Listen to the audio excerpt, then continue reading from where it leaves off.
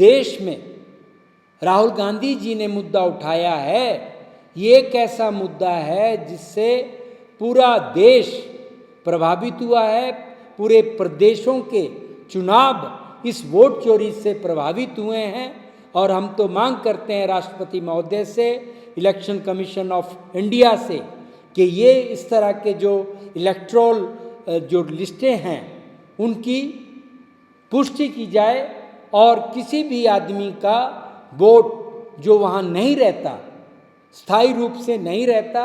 दूसरी जगह का निवासी है, वो वोट नहीं बनने चाहिए, इसका सुधार किया जाना चाहिए। और ऐसा एग्जाम्पल एक हमने इस वोटर लिस्ट के माध्यम से दिया था कि हमारे माननीय विधायक जी जो उस वक्त इलेक्शन लड़ रहे थे, उनके घर में भी इस तरह के डबल वोट्स बने थे। एक वोटर तो जो निर्वाचन क्षेत्र नाचन का जर्ल निवासी है, उसको ये इनके घर पे उसका वोट बना है और उसके पिताजी अंकित जम्बाल हैं, ये इस लिस्ट में है। ये जारी इलेक्ट्रल लिस्ट जो है निर्वाचन आयोग ने दी है। 2022 में विधानसभा के चुनाव हुए तो उस वक्त भी ये मुद्दा उठाया था, प्रेस के माध्यम से उठाया। 3 नवंबर की ये अखबार की कटिंग है जिसमें हमने कहा था कि सुंदरनगर निर्वाचन क्षेत्र में 4 से 5 हज़ार वोटों की चोरी यहाँ भी हुई है, जिसमें ऐसे लोगों के वोट्स जिनके दूसरे निर्वाचन क्षेत्रों में भी वोट थे और जो निवासी दूसरे निर्वाचन क्षेत्र में हैं,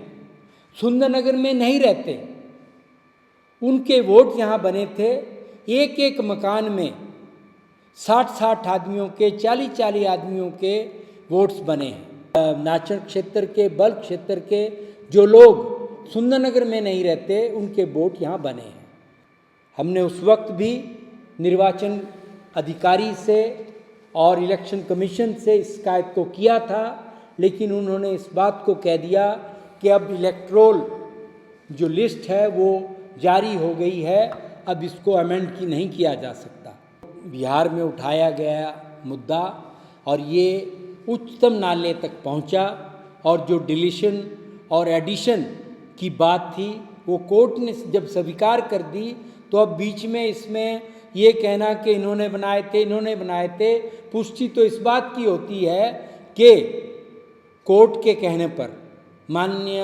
उच्च न्यायालय के कहने पर इसमें हस्तक्षेप किया गया, वोटों की जांच की गई, जो एडिशनल और डिलीशन होनी थी वो की गई है, उस बात की पुष्टि करती है जो मुद्दा हमारे माननीय राहुल गांधी जी ने उठाया है।